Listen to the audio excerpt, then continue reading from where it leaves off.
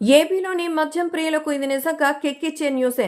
ఎందుకంటే వాళ్ళు కోరుకున్న బ్రాండ్ ఇక నుంచి వాళ్ళకు అందుబాటులో ఉండనుంది. ఈ మేరకు చంద్రబాబు ప్రభుత్వం చర్యలు చేపట్టింది. ఏపీలో అక్టోబర్ 1 నుంచి నూతన మద్య విధానం తీసుకురాబోతున్నారు. ఈ మేరకు ప్రణాళిక రూపొందిస్తున్నట్టుగా సీఎం చంద్రబాబు ఇప్పటికే ప్రకటించారు. ఈ క్రమంలో తెలంగాణలో మాదిరిగా గీత కార్మికులకు మద్యం షాపులు కేటాయిస్తామని చెప్పారు.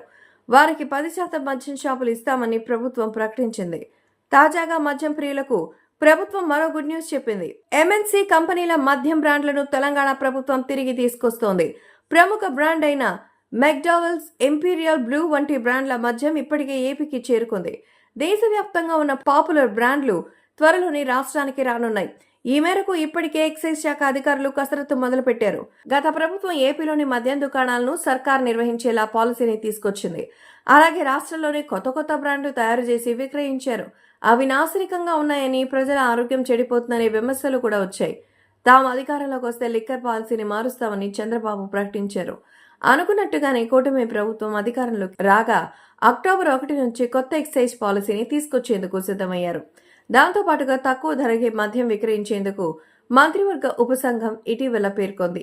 కాగా గతంలో ఏపీలో నాసిరకం బ్రాండ్స్ మాత్రమే అందుబాటులో ఉండడంతో మందుబాబులు పక్క రాష్ట్రాలకు వెళ్లి అక్రమంగా మద్యం తెచ్చుకునేవారు. తెలంగాణ, తమిళనాడు, కర్ణాటక లాంటి ప్రాంతాలకు వెళ్లి ప్రముఖ బ్రాండ్ల లిక్కర్ను తెచ్చుకునేవారు. ఇక నుంచి వాళ్ళకి ఆ ఇబ్బందులుండవు.